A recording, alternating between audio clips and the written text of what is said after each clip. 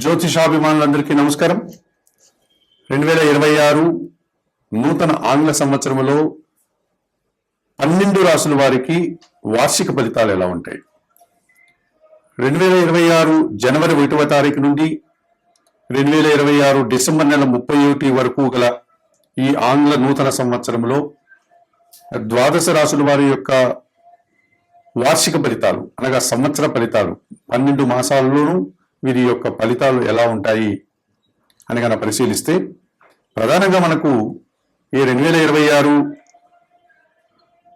జనవరి నుంచి మార్చి 19 వరకు విశ్వావసునామ సంవత్సరం ఉంది. 2026 మార్చి 19 ఉగాది పండుగ తర్వాత శ్రీ పరాభవనామ సంవత్సరం ప్రారంభమవుతుంది. అనగా 2026 ఆంగ్ల సంవత్సరంలో శ్రీ విశ్వావసునామ సంవత్సరం ఉంది, శ్రీ పరాభవనామ సంవత్సరం. ఈ తెలుగు 2 సంవత్సరాలు కూడా ఈ ఆంగ్ల సంవత్సరంలోనే మనకు ఉండడం ఒక సంతోషకర వాతావరణంగా చెప్పుకోవచ్చు. 2 తెలుగు సంవత్సరాలు కలిపి 2026 ఆంగ్ల సంవత్సరానికి మనం ఫలితాలు చెప్పుకుంటున్నాం. ఈ విశ్వావసు పరాభవనామ సంవత్సరాల కలయిక అయినటువంటి 2026 ఆంగ్ల సంవత్సరంలో బృహస్పతి ధనుస్సు రాశికి మీనరాశికి అధిపతి అయినటువంటి ఈ బృహస్పతి 2026 జూన్ నెల 2వ తారీఖు వరకు మిథున రాశిలోనే సంచారం కొనసాగిస్తాడు. 2026 జూన్ 2 తర్వాత ఆయన మిథున రాశి నుంచి బయలుదేరి కర్కాటక రాశిలోని ప్రవేశిస్తాడు.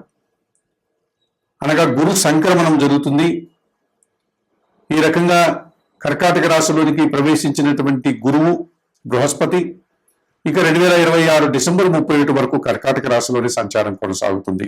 అనగా జూన్ 2 వరకు మిథున రాశిలో గురు సంచారం ఉంటుంది. జూన్ 2 తర్వాత కర్కాటక రాశిలో గురువు తమ ఉచ్చ స్థానాన్ని అనగా ఉన్నత స్థానాన్ని పొంది అక్కడ తన సంచారాన్ని సంవత్సరం అంతా ఆయన సంచరించేటువంటి పరిస్థితి కనిపిస్తుంది.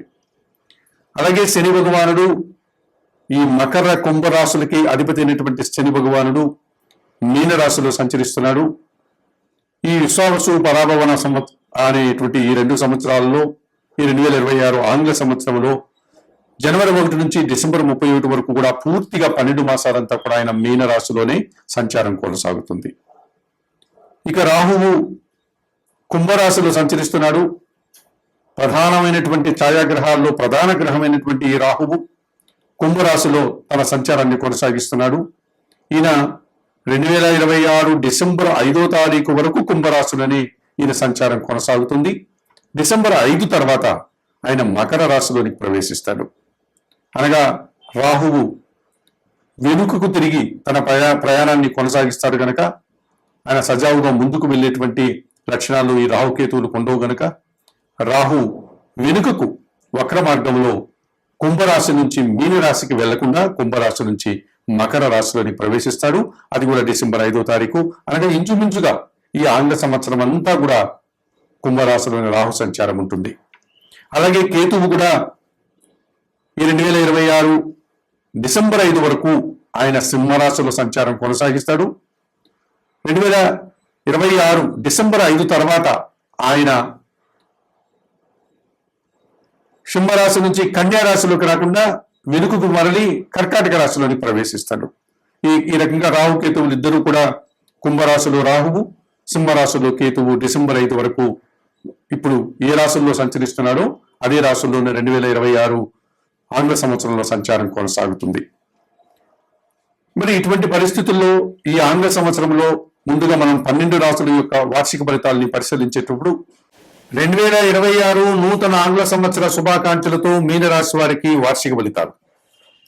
ఈ మీనరాశి వారికి 2026 ఆంగ్ల సంవత్సరం 60% సుఫలితాలను అందించే వాతావరణం కనిపిస్తుంది.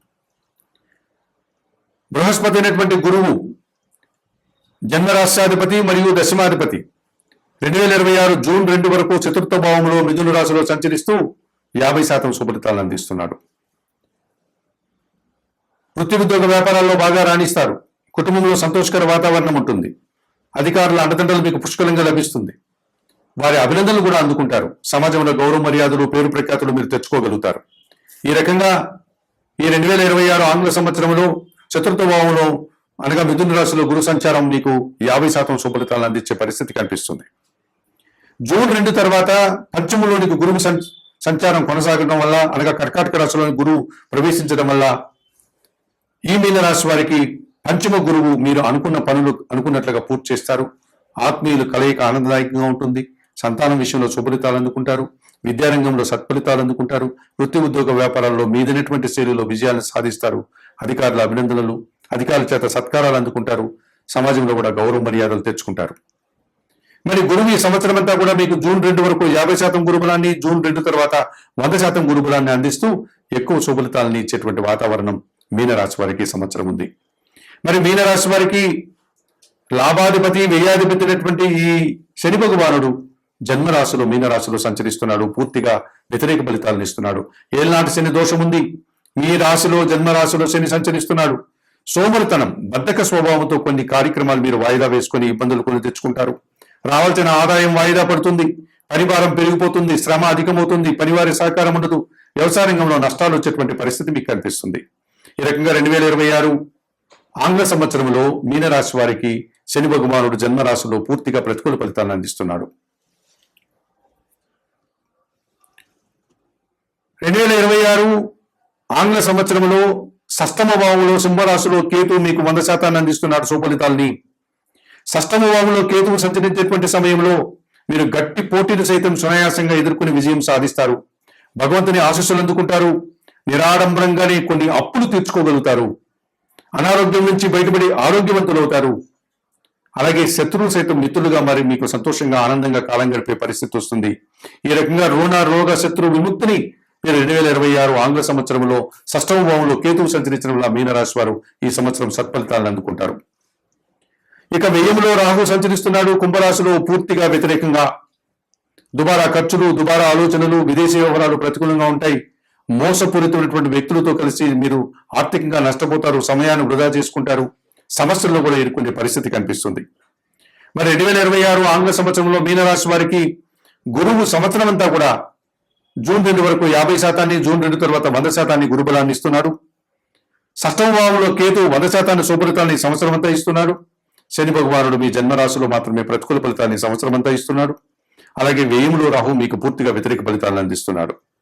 మరి 2026 ఆంగ్ల సంవత్సరంలో ఈ మీనరాశి వారు వ్యయములో ఉన్నటువంటి రాహు దోషం నుంచి బయటపడడానికి విజయవాడ పట్టణంలో ఉన్నటువంటి కనకదుర్గాదేవిని కానీ, మైసూరు పట్టణంలో ఉన్నటువంటి చాముండేశ్వరి అమ్మవారిని కానీ దర్శించండి. అక్కడ అందుబాటులో ఉండే కుంకుమ పూజాది కార్యక్రమాలు నిర్వర్తించండి. ఎర్రటి పండ్లను అమ్మవారికి నివేదనగా సమర్పణ చేయండి. ఎర్రటి పూలమాలను అమ్మవారికి సమర్పించండి. పేదవారికి మినుములను దానం చేయండి. అలాగే జన్మరాశిలో శని సంచరిస్తున్నాడు. తమిళనాడులో ఉన్నటువంటి తిరునల్లారులో ఉండే శనీశ్వర ఆలయం కానీ,